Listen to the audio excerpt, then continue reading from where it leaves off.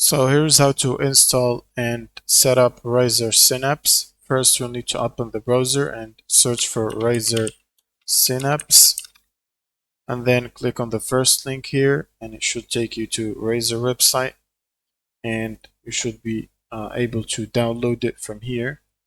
You can click on the download button, and you should get the Razer Synapse 4. And let's wait for it to download. Then you can simply click on the installer and confirm, and this should open the installer, which should look like this. Now let's wait for it to get things ready.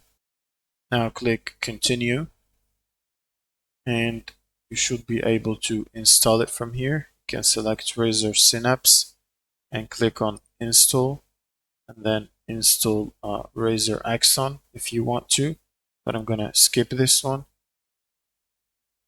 Now let's just wait for it to finish downloading Razer Synapse, which is about 160 megabytes.